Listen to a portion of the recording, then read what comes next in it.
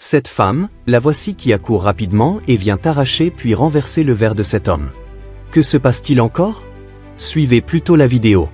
Son beau-père s'enquiert de la manière dont ce beau-fils a fait pour vider son verre aussi rapidement. Il lui en sert un autre. Le beau-père, comprenant le projet et voyant sa victoire arriver, se fait déjà plaisir avec de la viande et de la boisson, le sourire aux lèvres comme un singe mangeant une banane. « Bois, bois » lui demande-t-il encore. Déjà averti, le gendre se méfie de la suite de cette scène. Car désormais, il faut être envoûté pour se laisser tuer par un beau-père aussi jaloux. Il refuse délicatement le verre, avançant comme excuse que ce qu'il vient de boire lui fait déjà tourner la tête, alors qu'en réalité, il n'a rien bu du tout. « Faites-vous plaisir, papa. Je vais voir quelque chose rapidement et je reviens. Buvez, mangez, mettez-vous à l'aise et profitez-en. J'arrive tout à l'heure, dit le gendre. On peut déjà voir, sans se tromper, que ce beau-père est un meurtrier de grand chemin, à en juger par le geste qu'il fait quand le monsieur s'en va. De l'autre côté, sa servante manifeste de l'inquiétude à propos de ce qu'elle a fait. Elle s'agite, va de gauche à droite. C'est à ce moment que le monsieur vient la voir. J'ai vu ton beau-père mettre quelque chose dans ta boisson, et j'ai tout fait pour te l'arracher afin que tu ne la boives pas. De l'autre côté, le vieux meurtrier exprime son succès dans cette entreprise de tuerie, en ronronnant des phrases indistinctes, la bouche pleine de viande. On dirait même que la chose lui a donné de la folie. On est ici, et c'est toujours lui qui prospère. Tantôt c'est une réalisation, tantôt c'en est une autre. C'est toujours la même chose. Tu mourras, disait ce beau-père méchant. De l'autre côté du mur, les discussions évoluent normalement. Je l'ai vu mettre quelque chose dans votre boisson. Je suis vraiment désolé, mais je ne peux pas voir ça et ne rien faire. Je l'ai vu faire ça. Donc tu as vu mon beau-père mettre du poison dans ma boisson? C'est votre beau-père? Demande la servante. Je ne sais pas qui il est pour vous, mais c'est bien ce que j'ai vu. Le monsieur était choqué d'entendre cette déclaration de la servante. D'accord, merci beaucoup. Occupe-toi de ton travail, lui dit-il. Puis ils se sont séparés, et il est allé rejoindre son beau-père. Là, le beau-père continue de chanter la mort de son gendre, probablement à cause de son succès. Ok, faites-vous plaisir, dit encore le beau-fils.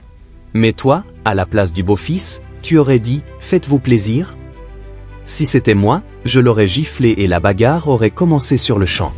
On ne peut pas être aussi méchant envers son propre gendre. Le gars était fatigué. Il boit une gorgée d'eau. Heureusement que cette fois, son beau-père ne l'a pas empoisonné aussi. Il rigole un instant, sachant ce qui est réellement dans son cœur. Pour encore énerver le vieux, il commence à lui parler de ses autres projets de construction. Il dit « Notre hôtel là, c'est déjà à la fondation. J'attends que les ouvriers montent les murs, et ensuite, quand l'argent viendra, on va continuer. » Le beau-père, en apprenant cette nouvelle, attrape sûrement des maux de ventre. C'est un homme paranoïaque. Un faux compagnon comme lui, il n'y en a pas deux. Chimpanzé. Chimpanzé. C'est un vrai chimpanzé, ce vieux. Le beau-fils entre aussi dans le jeu du vieux pour lui faire croire ce qu'il veut voir. Il commence alors à faire semblant de ne pas se sentir bien.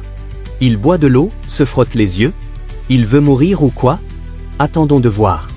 Mange la salade, lui dit le vieux meurtrier. Le beau-fils continue son jeu. Il tousse, boit encore, montre qu'il ne se sent pas bien. Il hésite, puis finit par s'écrouler devant le vieux. Que le Seigneur nous éloigne de ce genre de situation. Le vieux, jouant les compatissants, vient écouter son cœur. Il lui soulève le bras et le laisse retomber. Il fait semblant d'être étonné. C'est comme ça que ça va se passer pour toi, dit-il dans leur langue. Content de cette nouvelle, une bonne nouvelle selon lui, il sort son téléphone pour passer un appel important. C'est comme ça que tu vas rester et être enterré. C'est moi qui te parle. Tu nous prends pour des gamins? Je vais appeler ma fille pour lui annoncer ça, ajoute-t-il. Il appelle effectivement sa fille et dit « Je t'ai dit que le produit fonctionne, que le plan allait marcher, non? Viens, viens, viens. » Il est content de son massacre humain, et il danse. La servante fait un tour pour voir ce qui se passe et trouve son patron comme mort. Elle ne comprend plus rien. Elle cherche à comprendre, mais le vieux ne lui permet pas cela. Ça me rappelle ces histoires du passé où des pères tuaient leurs enfants. Par la sorcellerie, il refuse qu'on vienne voir le corps. L'esprit de méchanceté humaine. Il a chassé ma servante. Elle a été obligée de partir.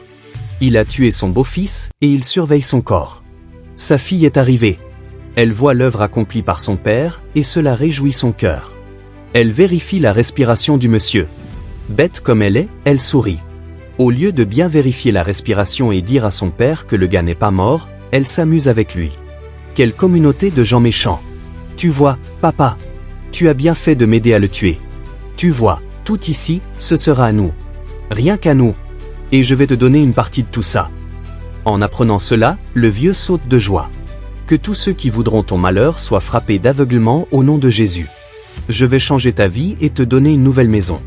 Des promesses qui ne s'accompliront jamais. Je suis très heureuse, dit la fille, aussi mauvaise que son père. Nous allons exécuter tout notre plan. Tu vas conduire à gauche et moi à droite. Il n'y a plus rien que ces gens de mauvaise nature ne se soient pas dit. C'est à ce moment-là que le monsieur s'est réveillé, comme quelqu'un qui dormait paisiblement dans son salon. Ils sont confondus devant lui. Il les acclame ironiquement, les félicitant dans leur sale besogne contre sa vie. « Irlo » dit le vieux furtivement. « Si tu ouvres encore ta sale bouche pour appeler Irlo » s'enflamma le monsieur avec raison. Sa femme tente de s'approcher de lui, mais il la repousse violemment. « Donc c'est votre plan que vous avez fait ensemble, hein? Pour m'éliminer » s'indigne le monsieur. Supposons que ces oiseaux de mauvais augure avaient réussi à l'éliminer comme prévu. Il aurait perdu sa vie à cause de malchanceux comme eux. Mais Dieu n'a pas permis cela. Il commence alors à les incriminer l'un après l'autre. Comment avez-vous pu planifier un tel sacrilège contre moi? Ne suis-je pas pour toi un bon mari? Demande-t-il à sa femme, étonné. Comment avez-vous pu penser une telle chose contre moi? C'est un envoûtement. Nous avons été envoûtés contre toi, répond la femme. Si tu me parles encore d'envoûtement, tu vas voir, la menace son mari. Tu vas voir ce que je vais te faire à cause de ça, lance-t-il au vieux meurtrier. Donc vous avez planifié entre vous pour m'éliminer, s'étonne-t-il encore. Vous savez, parfois, nos malheurs ne viennent pas de loin. Ce sont nos proches. Des personnes censées nous protéger qui se soulèvent contre notre bonheur comme si on était des extraterrestres pour eux. C'est hallucinant, ahurissant même. Inimaginable de vivre cela de la part de nos soi-disant bien-aimés. Parfois tu souffres dans ton quotidien. Tu te bats pour joindre les deux bouts. Et le simple fait que tu ne viennes pas leur demander l'aumône les rend furieux. Ils ne veulent pas savoir si tu réussis ou non. Le simple fait que tu manges sans leur autorisation devient source de malheur pour toi. Mais je dis, 1. Que tous ceux qui mijotent du mal contre toi soient frappés de mort subite, avec caca à l'anus, en plein midi sous un soleil ardent d'Afrique. C'est horrible, en fait. Regardez-les maintenant. Ils sont en train de le supplier après avoir échoué à le tuer pour son bien. Ils le supplient. Comment je vais faire avec toi? Demande-t-il à sa femme. M'as-tu déjà demandé quelque chose que je ne t'ai pas donné? Non, répond la femme. Mais malgré cela, elle préfère le tuer. Quelle sorcière, dans son caractère. Comment as-tu pu organiser ça? Et planifier de tuer ton propre mari? Le monsieur n'en revient pas. On dirait qu'il ne connaît pas encore ce qu'on appelle la jalousie africaine. C'est ça qui est là. La jalousie va te tuer et venir pleurer sur ton cercueil. Tu ne vas rien comprendre. Mais c'est juste qu'ils sont jaloux de ton bonheur. Je dis encore, toute force que la jalousie a utilisée pour lever sa main contre toi, cette même jalousie tombera dans son propre piège. C'est mon père. C'est mon papa qui m'a dit de faire ça. Tu t'entends parler? Lui demande son mari, en colère. Sa femme, à genoux, le supplie sincèrement. Mais pour quelle finalité? C'est mon papa. Je fais tout ce qu'il me dit, renchérit-elle. Je croyais qu'ils seraient déjà partis se plaindre à la police, pour qu'on les ramasse tous et qu'ils aillent répondre de leurs actes sacrilèges. Le monsieur est vraiment tolérant. C'est paradoxal, car il faut avoir son cœur pour rester là et les écouter s'excuser comme ils sont en train de le faire. Par la suite, il leur fait cet aveu. La boisson, pour tout vous dire, papa, je ne l'ai pas bu. Je n'ai pas bu cette boisson empoisonnée. La servante m'a donné la puce à l'oreille, et depuis ce jour-là, je n'ai plus jamais bu cela. Dieu est passé par elle pour me sauver la vie. Moi, le commentateur, je vous dis ceci, méfiez-vous surtout des soi-disant amis. Ne vous associez pas à n'importe qui pour boire. Le dehors est devenu trop risqué aujourd'hui. Sa femme cherche par tous les moyens à revenir dans sa vie. Mais il ne veut pas l'accepter, et à sa place, je ne l'accepterai jamais. Ce que tu as organisé avec ton père est ton passeport pour sortir définitivement de ma vie. La femme s'est jetée à genoux et lui a attrapé les pieds. Mais toutes ses tentatives de supplication sont restées vaines. Son mari a décidé de la faire partir, et il le lui a dit clairement. C'est pitoyable et malheureux de vivre une telle situation, surtout venant de sa propre femme. Si j'étais à la place de ce monsieur, je les aurais giflés au moins une fois avant de quitter cet endroit. Finalement, la fille commence à accuser son père, « C'est toi qui m'as conduite dans ce désastre », répète-t-elle sans cesse. Mais en réalité, elle est complice. C'est ce qui explique l'intransigeance du mari, et je suis totalement d'accord avec lui. N'eût été la servante, il serait déjà mort aussi jeune. L'épée de la jalousie aiguisée contre ta vie ne t'atteindra pas, au nom de Jésus. Je vous invite à savourer cette explication, à laisser votre avis dans les commentaires, et à activer la cloche de notification pour ne pas manquer nos prochaines publications. Dans cette scène, nous assistons à une rencontre bouleversante entre deux personnes qui vivaient un amour à distance, à travers un écran. Cette fille, remplie d'espoir, cherche à être reconnue, aimée, acceptée. Il appelle son partenaire avec tendresse, presque avec panique. « Bébé, regarde-moi. C'est moi, ton amour. Je ne te vois pas. » Elle et sa copine cherchent le monsieur. De l'autre côté, le monsieur au téléphone assis dans un fauteuil roulant arrive tout souriant, ne sachant pas encore ce qu'il attend une fois arrivé. Finalement, elles se sont retournées, mais ce qu'elle trouve en face d'elle, ce n'est pas un sourire, c'est un choc. Une réaction de rejet. La fille ne le reconnaît pas, ne veut pas y croire. « Que Dieu n'ose !» s'exclama-t-elle. « Ce n'est pas possible. » Ce moment intense révèle un grand malaise, quand la réalité ne correspond pas à l'image qu'on s'était faite de l'autre. La tension monte, les émotions éclatent. L'amour devient méfiance. Le rêve se transforme en malaise. Elle crie, mais le monsieur se présente. À travers ce dialogue, c'est une question essentielle qui se pose. Peut-on vraiment aimer quelqu'un qu'on ne connaît qu'à travers un écran? Et surtout, peut-on supporter la vérité quand elle se présente sans filtre? Cette scène nous rappelle une chose. Dans toute relation, la sincérité est plus précieuse que l'image. Mieux vaut être vrai, quitte à être vulnérable, que de bâtir l'amour sur des illusions. Suivez-nous pour comprendre la suite de ce drame. Dans une époque où les apparences gouvernent les relations, cette histoire nous rappelle la cruauté de certains choix et la beauté de l'authenticité. « Laisse-moi ? Qu'est-ce que c'est ?» demande Anita, troublée. Ce n'était plus du tout ce à quoi elle s'attendait.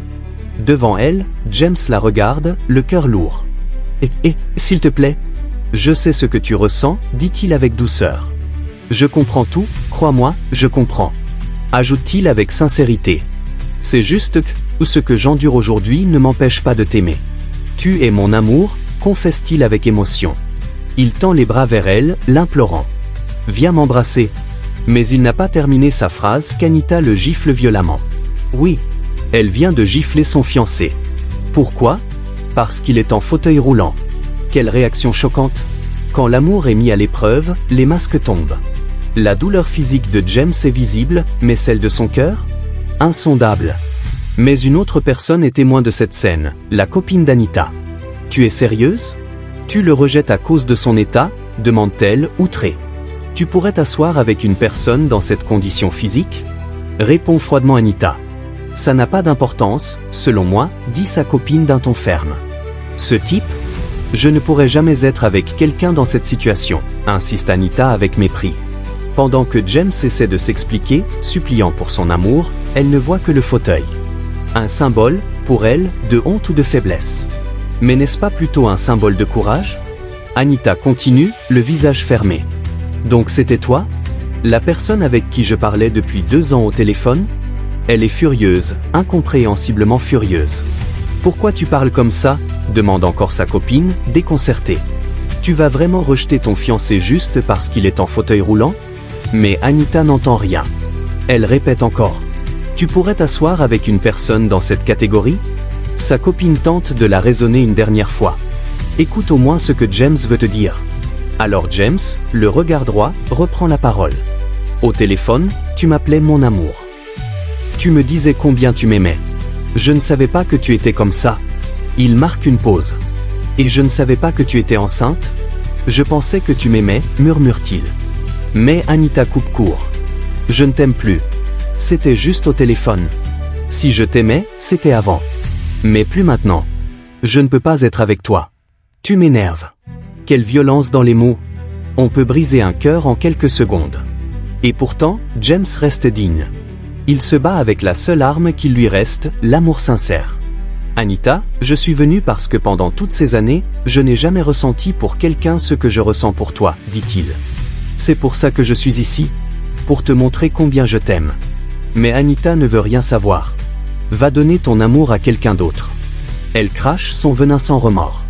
Je ne me mettrai jamais en couple avec un handicapé moteur comme toi, dit-elle, le cœur sec. Elle devient agressive, intolérante.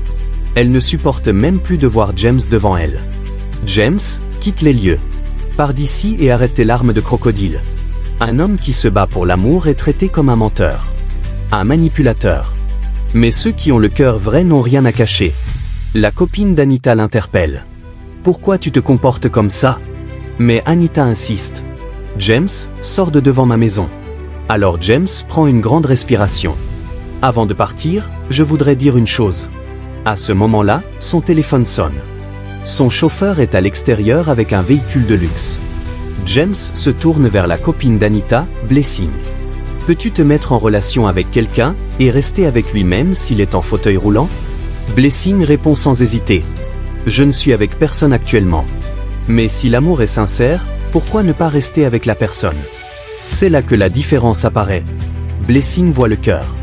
Elle voit la valeur humaine. Pas le fauteuil. Elle comprend que la vraie beauté est dans l'âme. James lui sourit, profondément touché. Ton comportement aujourd'hui, ton humanité, m'ont beaucoup marqué. Tu es une perle rare, une merveille que je découvre aujourd'hui. Et là, à la stupéfaction d'Anita et Blessing, James se lève du fauteuil roulant. Oui. Il se lève, droit, digne. Il n'a jamais été réellement paralysé. C'était un test. Un dernier test pour savoir qu'il aimait pour ce qu'il est, pas pour ce qu'il possède. James prend la main de Blessing. Je veux que nous devenions des amoureux pour la vie. Et là, devant Anita figée, il passe une bague au doigt de Blessing. Il monte dans la voiture. Une dernière fois, il regarde Anita. Et il part. Anita reste seule. Ses regrets la dévorent. Elle accuse sa copine, tente de se défendre, mais c'est trop tard. La vérité est sortie. Et sa méchanceté aussi. Cette histoire est une leçon. On ne juge pas un être humain par son apparence, ni par sa condition. On aime avec le cœur. Et seul l'amour sincère trouve la récompense qu'il mérite. Sur des illusions. Suivez-nous pour comprendre la suite de ce drame. James s'est levé du fauteuil roulant devant toutes les filles. Anita est choquée de voir cela. Elle n'en revenait pas. Anita commence par apprécier James. Comme si c'était aussi facile comme ça de revenir. James passe la bague au doigt de Blessing en présence d'Anita. Et l'embrasse. Il rejette alors Anita à cause de sa méchanceté. James rentre dans son véhicule pour partir enfin. Anita a commencé par tourner autour du véhicule de James, cherchant une occasion pour lui dire un mot, mais elle n'a pas trouvé. Elle a posé des actes choquants envers James en le blessant dans son âme. James est parti. Anita n'a plus trouvé aucune occasion de rattrapage. Elle se tourne vers sa copine pour l'accuser de ce qu'elle lui a arraché son mari. Celle-ci la réprimande en lui faisant voir ses mauvais comportements. Ce monsieur injecte discrètement du poison dans la boisson de sa copine avec qui il est venu au bar. Mais pourquoi agir ainsi? Suivez la vidéo jusqu'à la fin pour tout comprendre. En réalité, une serveuse, de l'autre côté de la salle, observe toute la scène. Choquée par ce qu'elle voit, elle ouvre grand la bouche, stupéfaite. Pendant ce temps, l'homme, tout joyeux, commet son acte sans remords, éclatant de rire. « Je suis très content que tu aies accepté de venir me voir, dit-il à sa copine. Alors que la jeune femme s'apprête à boire une gorgée de sa boisson, la serveuse intervient brusquement. « Je suis désolé, mais le manager du bar souhaite vous voir, annonce-t-elle à la fille. La jeune femme semble pressée, comme si elle était poussée par une envie incontrôlable, mais la serveuse insiste pour qu'elle attende. « Le manager me demande ?» réagit la fille, surprise. « Mais je suis avec mon copain. Il insiste vraiment pour te voir, c'est important. »« Jeune fille, c'est quoi ton problème ?» s'interpose le copain, le tueur silencieux, pourrait-on dire. Et alors que la fille tente encore une fois de boire, la serveuse l'interrompt habilement. On dirait presque qu'elle a été payée pour ça. Elle est très efficace dans son rôle d'obstacle. Agacée, la fille commence à s'énerver et à insulter la serveuse. « C'est quoi ton problème ? Tu veux me troubler ? Qu'est-ce que tu as aujourd'hui avec moi ?» Elle ignore totalement que son copain a empoisonné son verre. Déjà en colère, elle commence à perdre son sang-froid. « Ne t'inquiète pas chérie, dit le copain pour calmer les choses. Elle est un peu perturbée, c'est pour ça qu'elle agit ainsi. Chérie, s'il te plaît, permets-moi d'aller rapidement aux toilettes. Je reviens tout de suite. » Je t'aime, ajoute-t-il. Je t'aime aussi chérie, tu le sais, répond-elle, le cœur joyeux, innocente qu'elle est. Aussitôt qu'il part, la serveuse revient en courant. Elle n'a pas encore fini sa mission dans la vie de cette fille. Regarde, regarde, lui dit-elle en incitant à détourner le regard. Dès que la fille tourne la tête, la serveuse en profite pour échanger les verres. De l'autre côté, le copain observe la scène et reste stupéfait. Il se demande qui a bien pu vendre la mèche à la serveuse. Mais qu'est-ce qui se passe avec cette fille? Pourquoi elle change les verres que j'ai moi-même disposés? C'est quoi son problème? Se demande-t-il intérieurement. Pendant ce temps, la serveuse essaie de détourner le plan mortel destiné à la fille, mais cette dernière, toujours incompréhensive, commence à accuser la serveuse de vouloir lui prendre son copain. Moi? Vouloir de ton copain? Rétorque sèchement la serveuse. Ce n'est absolument pas mon intention. Je voulais juste te dire. Mais la fille la coupe immédiatement. Quitte devant moi et va-t'en au lieu de rester là à dire n'importe quoi. Le copain revient. Il prétend. J'étais allé vérifier si la commande de nourriture était prête pour que tu manges quelque chose. En réalité, il était allé surveiller les gestes de la serveuse, car elle menace son plan. Ah d'accord, j'ai compris. Merci beaucoup. Répond sa copine, toute contente. Je voudrais qu'on échange un peu sur ton projet de voyage qui approche, lui propose-t-elle. C'est vrai chérie, tu es très intelligente, répond-il, flattant sa copine. Mais il veut s'assurer de ce que la serveuse a pu dire à sa copine pendant son absence. Qu'est-ce qu'elle te disait quand elle est venue te voir? Lui demande-t-il. Elle est juste venue bavarder? Avant qu'elle ne puisse finir sa phrase, il en profite pour changer à nouveau les verres. Oui, encore une fois, car son premier plan avait échoué grâce à l'intervention de la serveuse. Le voilà qui remet en place le verre destiné à la fille, déterminé à la faire disparaître pour s'approprier ses biens. La servante est venue me dire que le gestionnaire du bar m'appelle, alors que je ne lui ai jamais dit que je cherchais du travail, à ce que je sache. Je ne comprends pas ce qui leur arrive ici. Moi, je constate que le service clientèle est vraiment médiocre ici. Renchérit le monsieur. Mais c'est malheureux, hein. C'est vraiment dommage qu'on ne puisse pas trouver un bon endroit où se poser dans ce quartier. Complète la fille. C'est cette conversation qu'il tenait quand la servante et le manager sont arrivés. Excusez-moi, cher client, dit le gestionnaire. Qui est cet homme pour vous, madame? Demande-t-il à la fille. C'est mon copain, répondit-elle. Attendez, attendez, attendez, disait son copain. Le monsieur et sa copine commencèrent à gronder le gestionnaire, car celui-ci troublait leur tranquillité. Je suis vraiment désolé d'avoir à faire ce travail avec vous, répliqua le gestionnaire. Cette femme, c'est qui pour vous? Demanda-t-il ensuite au monsieur. C'est ma copine, répondit-il. Tout à l'heure, votre servante est venue nous déranger pour une histoire que je ne connais même pas. Et maintenant, vous revenez avec la même chose. Jeune homme, qu'avez-vous mis dans sa boisson? Demanda le manager ouvertement. Excusez-moi? Quel est le souci avec la boisson? Demanda la fille. Je respecte votre poste de manager dans cette boîte, mais je ne vous permets pas de me poser une telle question. Rejeta le monsieur. Cette question mit encore plus le feu aux échanges. Attends, tu viens ici m'accuser de quoi? Demanda le monsieur. Tu es normal? Ou bien tu as perdu tes sens? Comment peux-tu m'accuser d'empoisonnement ici? Je suis ton égal? Il dit beaucoup de choses pour se défendre, tout en sachant très bien qu'il avait effectivement empoisonné la boisson de la fille. Si la servante n'avait pas été habile pour changer le verre, cet homme aurait tué l'enfant d'autrui dans le bar d'autrui, puis serait parti. Dieu soit loué, car il a été démasqué. Et maintenant, il veut se défendre. Si j'étais le manager, avec les preuves que j'ai, c'est une belle paire de gifles que je lui aurais donné. Ils ont commencé à insulter injustement le manager et sa servante. Cet homme, qui est ton copain, a empoisonné ta boisson, et j'ai les preuves. S'il n'est pas d'accord, qu'il boive la boisson devant tout le monde. L'affaire est sortie contre lui. Il s'est retrouvé dans une position inconfortable. Comme disent nos frères ivoiriens, il a mis son pied dans le caca d'avant-hier, et il va le sentir lui-même. Méchant comme il est, il ne s'en sortira pas facilement, par la grâce de Dieu. J'étais en train de travailler ici quand vous êtes arrivés, et c'est moi qui vous ai servi. Je n'ai rien contre vous, car vous êtes nos clients. Mais pendant que je travaillais après vous avoir servi, j'ai vu que le monsieur a injecté quelque chose dans votre boisson pendant que vous l'embrassiez et lui faisiez un câlin. C'est à ce moment-là qu'il l'a fait. Si vous voulez, vous pouvez vérifier les caméras, témoigna la servante devant tout le monde.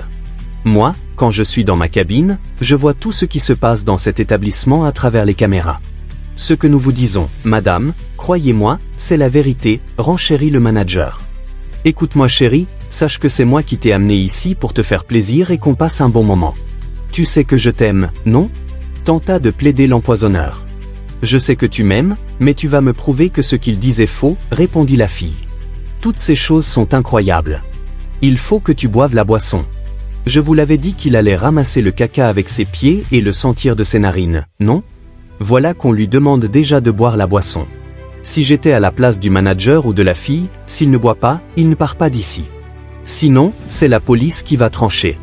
Chérie, tu es en train de croire à ce qu'il raconte ? Tu m'accuses comme eux, c'est ça ? Je ne t'accuse pas.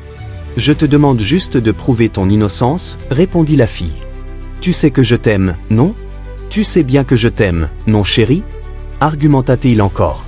Cet homme est un vrai venin. Il faut boire la boisson. Je ne te demande pas plus que ça. Tu dis que tu m'aimes, non ? Demande la fille. Alors bois simplement cette boisson pour prouver qu'il ment ici. Je t'ai amené ici pour qu'on passe de bons moments ensemble. Ces gens te racontent des histoires, et tu les écoutes jusqu'à me demander de boire cette boisson ?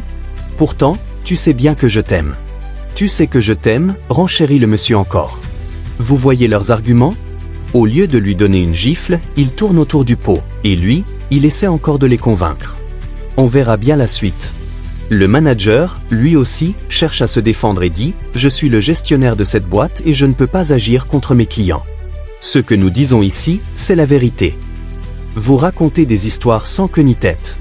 Des histoires insensées pour me mettre en contradiction avec mon copain. » déclare la fille.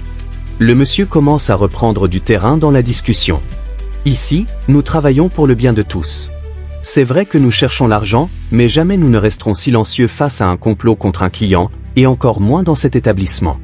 Ça ne s'est jamais passé comme ça ici, dit la servante à nouveau. Le monsieur refuse toujours d'obtempérer.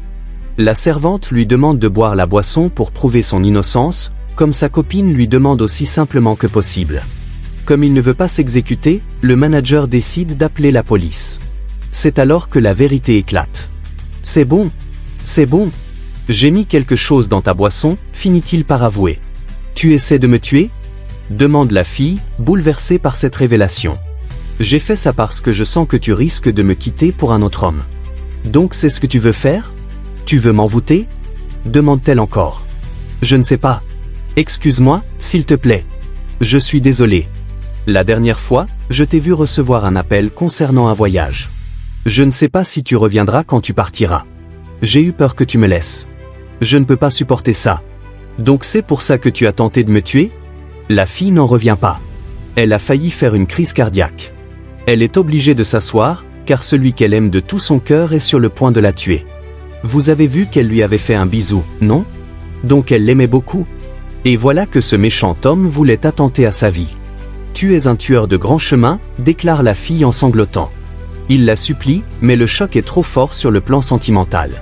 J'ai bu la boisson. J'ai bu une boisson ici, tout à l'heure. Je l'ai changée. J'ai changé la boisson, révèle alors la servante du bar. Merci beaucoup. La fille ne sait plus comment remercier la servante. Elle a échappé de justesse à la mort. Merci beaucoup, répète-t-elle à la servante. Les supplications et les demandes de pardon du monsieur ne servent plus à rien. La fille est trop en colère, trop choquée par son attitude. Je n'aurais jamais imaginé une telle chose venant de toi, dit-elle encore. Tu es méchant. Très méchant. Appelez la police pour qu'il soit arrêté. Sorcier que tu es. Donne-moi la clé du véhicule. Il ne voulait pas obtempérer, alors la fille lui crie dessus. Donne-moi la clé de mon véhicule, je te dis. Et quitte devant moi. Quitte devant moi. Je ne veux plus te voir. Finalement, il rend effectivement la clé du véhicule, et il lui ordonne de quitter les lieux. Quelle fin honteuse pour lui. Lui qui se défendait avec tant de véhémence tout à l'heure n'a maintenant plus un mot à dire. Il n'a plus une virgule à placer dans ce scandale moral. Comment peut-on tenter une telle chose ? Et pire encore, sur sa propre copine, comme si elle était une vache ou une brebis qu'on conduit à l'abattoir. Quelle que soit votre situation amoureuse, ne manquez jamais de vérifier l'authenticité de l'amour de votre partenaire avant de lui confier votre vie. N'oubliez pas de vous abonner, de liker et d'activer la cloche de notification pour ne pas rater nos prochaines publications. Je t'ordonne de nettoyer cette partie. Nettoie bien, ordonne la femme à sa belle-mère.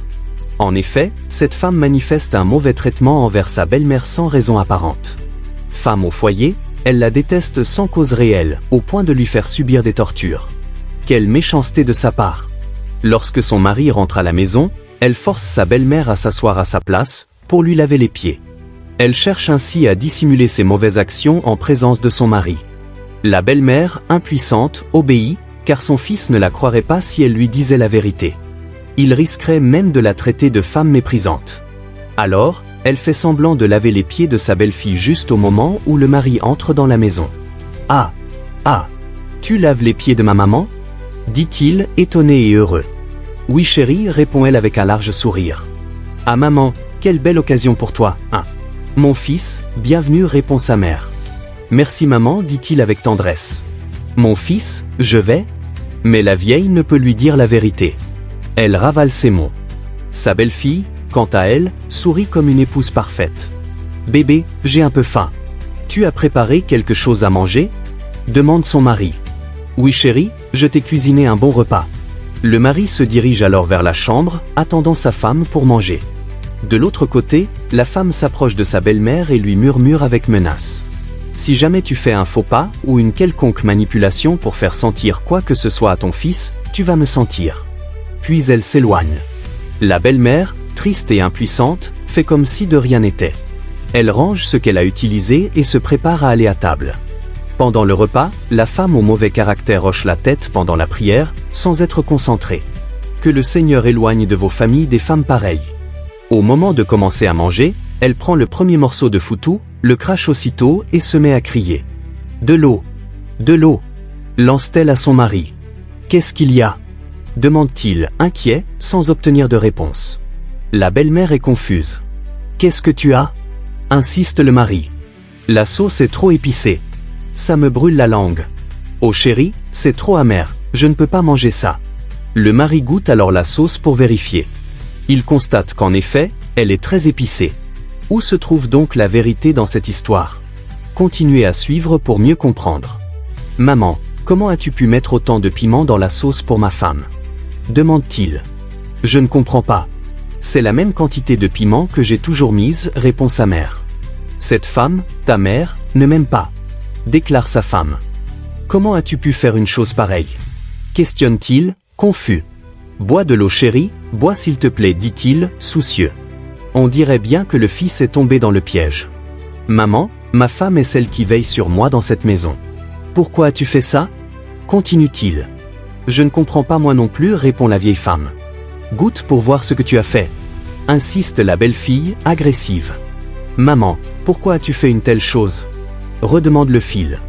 Moi, j'avais voulu que tu viennes ici pour qu'on prenne soin de toi. Et toi, tu veux transformer ma maison en zone de guerre ? Dit-il, en colère.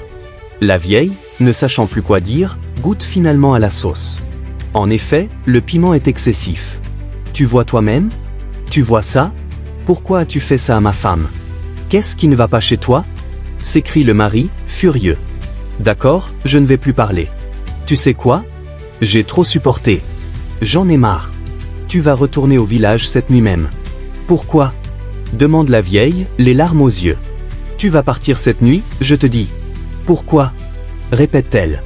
Chérie, je suis désolé, je suis vraiment désolé, dit-il à sa femme. Il n'y a pas trop de piment dans cette sauce. Tente la vieille pour se défendre. Tu sais bien ce que tu fais avant de me faire ça, répond la belle-fille. Je vais faire sortir ton sac. Tu rentres au village cette nuit même. La vieille n'a personne pour la défendre. Pourquoi fais-tu une telle chose ? Demande-t-elle à sa belle-fille. Tu dois partir d'ici. Je ne veux plus te voir dans cette maison. Lui souffle-t-elle, pleine de haine. Piment. Chérie. On dirait qu'une petite fille se défend face au piment. Ici, c'est moi qui gouverne. Tu dois partir, c'est moi qui te parle. Qu'est-ce que je t'ai fait, au juste ? Tout ce qui est ici m'appartient, ajoute-t-elle encore. Chérie. Le piment. Et le piment, où ? De l'enfantillage seulement. Le mari revient effectivement avec une valise. Chérie, ça c'est ma valise, ce n'est pas celle de ta maman. Dit-elle à son mari. Ah oui, je sais. Je sais que c'est ta valise. Je veux lui dire que je suis fatiguée de tes manigances. Elle a mis du piment dans ma nourriture. Oui, elle a fait ça, renchérit le mari de façon ironique. Tu n'es qu'une menteuse. Tu es en train de mentir sur le compte de cette dame. Quand l'agent de sécurité m'a dit que tu étais en train de maltraiter ma maman, j'ai dit que c'était faux. Déclare son mari, tout furieux. Regarde-la. Cette dame t'aime et elle est ici pour ton bien. Ajoute-t-il encore. Tais-toi. Tout le temps, tu la forces à faire des tâches difficiles pour toi. Tout le temps, tu la méprises. Et c'est ma mère. C'est à ma mère que tu fais ça. J'ai regardé dans la caméra et j'ai découvert tous tes plans. Tous tes plans malhonnêtes. Sa femme se met à genoux pour le supplier. Je n'ai pas le choix. Il n'y a plus de choix pour toi. Tu as vu ce que tu as fait? Tu as mis toi-même le piment dans la sauce, puis tu viens me faire croire que c'est elle qui l'a fait. Effectivement, si l'on regarde la vidéo de la caméra, on la voit très bien en train d'augmenter la dose de piment. Cela prouve clairement qu'elle en voulait à sa belle-mère sans raison apparente. Elle a, de son propre chef, orchestré cette condamnation contre sa belle-mère. C'est une manifestation de pure méchanceté, et c'est vraiment dommage. Il faut chercher à vivre loin de telles personnes, sincèrement, pour éviter les accrochages inutiles. Tu fais cela, puis tu viens me mentir pour que je mette ma mère dehors? Mais tu as échoué lamentablement dans ton plan. Maintenant, quitte ma maison. Sors d'ici. Elle ne fait que le supplier encore et encore. Mais le monsieur a résolu de la faire partir de sa vie. David, cria-t-il. Quelques instants après, David fit son entrée dans le salon. Tu disais bien la vérité, dit le mari. Mets-moi cette femme dehors. Les pleurs et les supplications, aussi sincères qu'elles aient pu être, n'auraient servi à rien. Finalement, elle a été mise dehors. David l'a réellement expulsée, car elle a manifesté une méchanceté inacceptable dans sa propre famille. Quel est donc cet esprit qui l'aurait poussé à un tel comportement contre sa propre belle-mère? Tant de questions qu'on pourrait se poser. Mon fils, dit la vieille, tu allais me dire ces choses toi-même. Quand elle te faisait faire ses corvées, tu aurais dû me le dire depuis. J'ai cherché des occasions pour te le dire.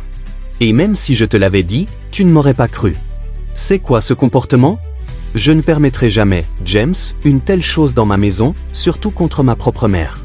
Mangeons notre nourriture, dit sa maman. Dieu te donnera une bonne femme, lui fit sa mère en prière. Que pensez-vous de cette situation? Que dites-vous du comportement de cette femme? Donnez votre réponse dans les commentaires. N'oubliez pas de vous abonner pour ne rien rater de nos prochaines publications. Cet homme dans le véhicule essaie de draguer une fille qui marchait devant lui. Que s'est-il réellement passé dans cette histoire? Suivez la vidéo jusqu'à la fin pour tout comprendre. Belle fille. Tu es très belle ma chérie. Lance le monsieur. Attends qu'on se parle un instant. La fille, de son côté, n'était pas d'accord et continue son chemin. Elle va alors rejoindre son copain, qui travaille juste à côté comme aide-maçon sur un chantier. Chérie, ce monsieur est en train de me draguer, l'informe-t-elle. Belle fille, je souhaite changer ta vie. Déclare alors le monsieur dans le véhicule. C'est qui celui-là? Demande froidement le copain de la fille. Je ne le connais pas. Je ne le connais de nulle part. Répond-elle. J'avançais tranquillement quand il a commencé à me suivre avec son véhicule, en me disant qu'il allait changer ma vie. Je ne l'ai pas écouté, mais il n'a pas arrêté de répéter la même chose et de me suivre. Jeune fille, c'est pour toi que je suis venu ici. Dit encore le monsieur. Je t'aime, laisse-moi te changer la vie. Tu es très belle, tu me plais. Laisse-moi te faire du bien. Visiblement, cet homme drague la fille devant son copain, et ce dernier laisse faire. Qu'est-ce que tu me racontes comme ça? Tu ne me vois pas? Tu ne vois pas que je suis avec mon copain? Interroge la fille. Ton copain? S'exclame le monsieur. Ton copain? Qu'est-ce que tu peux faire avec lui comme copain? Il ne va rien t'apporter.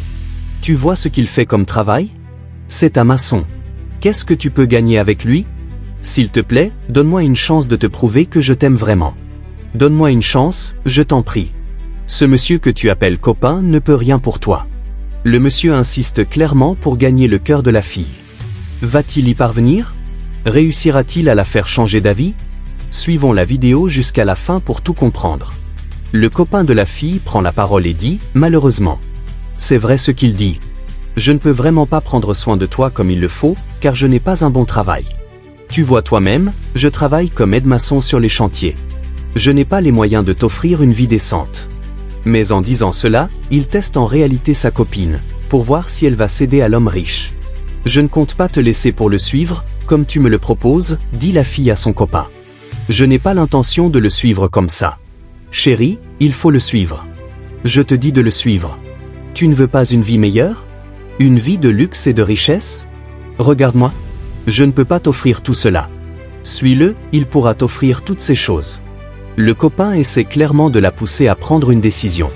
Le monsieur renchérit. C'est vrai ce que dit ton copain. Tu vois qu'il a avoué lui-même? Viens avec moi, et je vais changer ta vie complètement. Il faut le suivre, ma chérie. Tu ne veux pas voyager à travers le monde? Tu ne veux pas vivre dans une maison luxueuse, avec toutes les commodités? Manger ce que tu veux, quand tu veux? Moi, je ne peux pas t'offrir cette vie. Il faut que tu partes avec lui, c'est mieux pour toi. Je sais. Mais sache que je t'aime tellement, et je ne voudrais pas te quitter comme ça. Tu es un homme honnête, et j'apprécie beaucoup ce comportement. Mais puisque tu me demandes de partir avec lui, je vais devoir le faire. Effectivement, elle a suivi le monsieur et est montée à bord de son véhicule de marque Highlander. Elle est montée avec le sourire aux lèvres, comme pour dire « Dieu m'a fait du bien ». Et pas qu'un peu, car c'est dans une vie de luxe et d'opulence qu'elle s'en va désormais. Le monsieur démarre et lance un mot d'encouragement au copain de la fille avant de partir. De son côté, le copain est profondément choqué de voir sa copine accepter de le quitter pour suivre l'homme riche. Il respire longuement, avec un air de regret. Il éprouve une grande déception face au comportement de sa copine, qui n'a finalement pas hésité bien longtemps à le laisser tomber. Pendant ce temps, les nouveaux amoureux visitent leur nouvelle demeure. À leur arrivée, le richissime monsieur présente à sa nouvelle femme leur maison. Tout a été rapide entre eux. En découvrant l'endroit, la fille est aux anges. Elle ne peut contenir sa joie, tant elle est heureuse de vivre tout cela. Son visage rayonne. Mais pour combien de temps? Était-ce vraiment une bonne décision que d'abandonner son copain aussi rapidement pour suivre un autre, rencontré à peine quelques heures plus tôt? Dans tous les cas, la fille a déjà fait son choix. Et elle compte bien en profiter. Je suis surprise. Je suis vraiment surprise de tout ce que je vois avec toi, dit-elle. Tu es surprise vraiment? Donc tu es déjà surprise? Ce n'est rien encore. Je te réserve de bien plus grandes surprises, répond le monsieur, sur un ton ironique. La pauvreté est désormais loin de ma vie. Elle fait partie du passé, dit la fille toute joyeuse, savourant sa nouvelle existence. Mais que va-t-il se passer ensuite? Suivons la vidéo jusqu'à la fin pour tout comprendre. La fille semblait littéralement aux anges, sa joie paraissait presque éthérée et céleste. Elle était extrêmement heureuse. « Chérie, tu es riche », dit-elle avec enthousiasme. « Répète ça encore une fois, lui dit le monsieur. « Chérie, tu es riche. » Dis-le encore une fois, insiste-t-il. « Chérie, tu es très riche. » Pendant qu'ils échangeaient ces mots, un autre véhicule entra doucement dans la cour. Le monsieur lui dit que c'était sa surprise. « C'est mon véhicule ?» demande-t-elle, intriguée. « Oui, il est pour toi, répondit le monsieur. Mais en réalité, c'était son ancien copain qui arrivait dans la maison. Alors elle accourt vers ce qu'elle pensait être son nouveau véhicule, et là, surprise désagréable, elle aperçoit son ancien copain. « Jésus !» s'exclama-t-elle, choquée. « Chérie, dit-elle à nouveau. J'ai voulu savoir si tu m'aimais vraiment, lui dit le copain. Ton amour était-il sincère? Il était important pour moi de connaître le genre de femme que tu es, et je couve à ton amour pour moi. Et je pense que maintenant, j'ai la réponse. Moi, je n'avais rien voulu. C'était ton initiative. C'est toi-même qui m'as dit de le suivre. De partir avec lui. Et je l'ai fait effectivement. Ce n'était pas mon idée, avoua la fille devant tout le monde. Actuellement, c'est lui mon patron, déclara l'homme qui l'avait amené dans la maison. Il révélait que l'ancien copain de la fille était son supérieur, et qu'il avait agi sur ses instructions, dans le but de la mettre à l'épreuve. À cette révélation, la fille resta sans voix. « Mon chéri », tenta-t-elle de dire. « Ne m'appelle plus mon chéri. Je ne suis pas ton chéri. Je t'ai éprouvé juste un peu, et tu as succombé. C'est ton serviteur qui m'a induite en erreur, dit la fille. Et toi-même, tu as contribué à ça. Car j'avais refusé de partir avec lui, mais tu as insisté pour que je le suive. Je suis profondément déçu par toi, lui répondit son copain. Tu m'as humilié, comme si je ne valais rien. Pourtant, tout ce que j'ai fait, c'était pour toi. Même ce test, je l'ai initié en pensant à toi. Je m'attendais à ce que tu restes ferme, catégorique dans ta décision, que tu dises que tu me suivrais quoi qu'il advienne. Mais tu as fait tout le contraire, et devant mon propre employé en plus. Il a suffi d'un véhicule, et déjà, tu étais prête à me quitter. C'est triste, vraiment triste. Tu dois comprendre maintenant que tu n'es pas ma chérie. Cette voiture que tu vois là, je l'avais achetée pour toi. Mais elle ne t'appartient plus désormais. » En apprenant que la voiture lui était destinée, elle s'en alla la voir un instant, puis revint. « Chérie, je suis désolé. Pardonne-moi, s'il te plaît, supplia-t-elle. Je suis vraiment désolé, mais je suis découragé par ton comportement. Mais tu ne m'as jamais fait savoir que tu avais de l'argent. » s'exclama la fille. « Faut-il donc que je t'expose ma fortune? Que je te montre tout ce que je possède avant que tu ne m'aimes? C'est cela que tu attendais de moi? Eh bien, je suis désolé, car je ne peux pas te satisfaire ainsi. Je t'ordonne maintenant de prendre tes affaires et de quitter ma maison. Pars d'ici immédiatement. » La fille se mit à supplier sincèrement son copain de lui pardonner, mais celui-ci ne voulait plus rien entendre. « Sors d'ici tout de suite », lui ordonna-t-il violemment. Malgré toutes ses supplications et ses demandes de pardon, il fit tout pour la faire partir. Elle ne voulait pas partir, mais il n'en démordait pas. Rien de ce qu'elle disait ne pouvait le faire changer d'avis. Il l'a obligée à partir quand bien même elle le suppliait. Son copain était vraiment découragé d'elle et ne compte plus entreprendre aucune relation avec elle. Quand elle ne voulait pas obéir et quitter la maison, le monsieur était obligé d'ordonner son employé. Le serviteur aussi s'y est mis à fond pour la faire sortir comme s'il voulait de la fille avant l'initiative de son copain. Ce serviteur du monsieur a contribué au départ de la fille. Personnellement, moi je ne suis pas d'accord de cette initiative. Je ne suis pas d'accord de cette organisation parce que le monsieur pouvait bien faire autrement, même si c'est pour tester sa copine, encore que celle-ci a refusé au départ de suivre celui qui l'a envoyé. En effet, je pense que si c'était dans la vie réelle, on devrait le fesser sérieusement car il est incohérent dans son test. Normalement, même pour tester sa copine ou sa femme de cette façon, il ne devrait pas s'afficher ouvertement comme un acteur direct qui a contribué à l'échec de la fille dans ce test. La fille de son côté aussi devrait se méfier et comprendre que tout ce qui brille n'est pas de l'or. C'est inadmissible de voir ce genre de scène car la leçon à retenir est floue. Néanmoins, il faut comprendre que dans une relation dite sérieuse, les tests peuvent arriver. Seulement qu'ils ne devraient pas être de cette manière. Finalement, elle était obligée de partir car aucun autre choix ne lui est donné. Au portail, elle ne fait que manifester du regret à cause du fait qu'elle ne s'attendait pas à une telle situation. Selon vous, le copain a-t-il agi en personne sage ou en un insensé? Donnez-nous votre réponse dans les commentaires et n'oubliez pas de vous abonner et d'activer la cloche de notification pour ne pas rater nos prochaines publications. Cet homme aveugle fait une entrée surprenante dans son salon, et tous ceux qui s'y trouvent sont stupéfaits. « Chérie !» lance sa femme, la gorge serrée par la surprise. « Oui mon amour !» répond calmement l'homme aveugle. « Où est le chauffeur ?» demande la dame. « Le chauffeur est resté dans le véhicule » répond-il. En réalité, cette femme avait prévu de passer du temps avec son amant. Mais hélas, son mari vient de rentrer à l'improviste. Suivez cette vidéo jusqu'au bout pour en tirer des leçons de vie. Tout doucement, l'homme aveugle s'avance et va s'asseoir. Il explique à sa femme qu'il a demandé au chauffeur de l'attendre dans la voiture. Il est non-voyant, mais a réussi à retrouver le chemin de sa chambre, sans aide. On peut supposer qu'il en a l'habitude. Mais pourquoi a-t-il laissé son chauffeur dehors? Pourquoi a-t-il pris lui-même sa canne pour rentrer ainsi, subitement? Des questions légitimes, qui éveillent les soupçons. Quelque chose semble louche dans cette affaire. Continuons la vidéo pour en savoir plus. Pendant ce temps, l'amant, assis sur un fauteuil, fait tout pour éviter la canne de l'aveugle. Il soulève même les pieds pour ne pas se faire toucher. « Tu veux manger quelque chose ?» demande la femme, la peur au ventre. « Non merci, je ne vais rien manger » répond l'aveugle. « Tu es seul ici ?» demande-t-il encore. « Oui chérie, je suis seule » dit-elle rapidement, en jetant un regard vers son amant qui tente de se faire discret. « Voyez-vous cette femme ?» Elle fait signe à son amant de rester et affirme à son mari qu'elle est seule. Quelle manigance! Je sens des mouvements et des bruits. Qui est avec toi? Insiste l'homme. Non, c'est la télévision qui fait du bruit, rétorque-t-elle. Quelle chaîne regardes-tu avec autant de bruit? C'est la chaîne Cartoon. Et dans quelle langue est diffusée cette chaîne? En langue nationale, répond-elle, toujours dans le mensonge.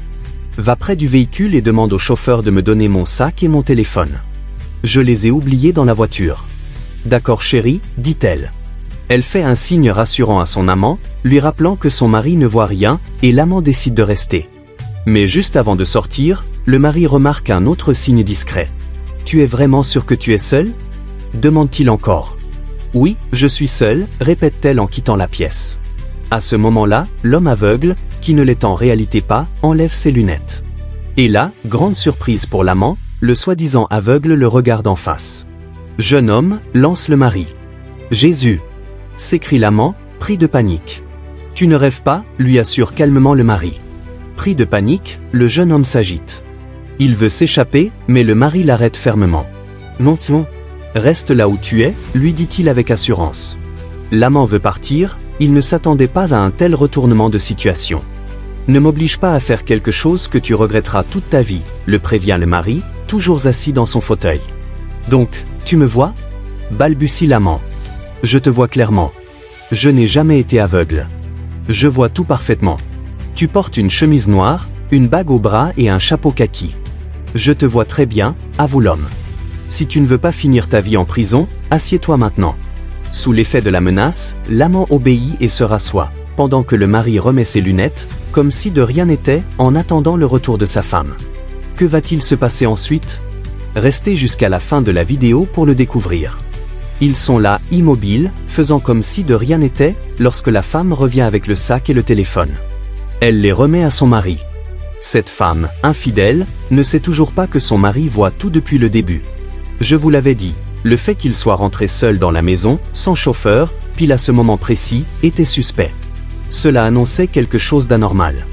Ignorant tout, la femme rejoint son amant sur le fauteuil pour l'embrasser, mais celui-ci la repousse brusquement. Elle ne comprend pas ce rejet soudain.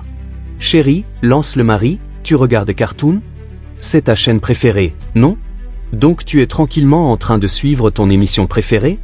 Il lui pose toutes ces questions dans l'espoir qu'elle avoue, mais elle continue de mentir, encore et encore, ne sachant pas que son mari voit tout depuis le début.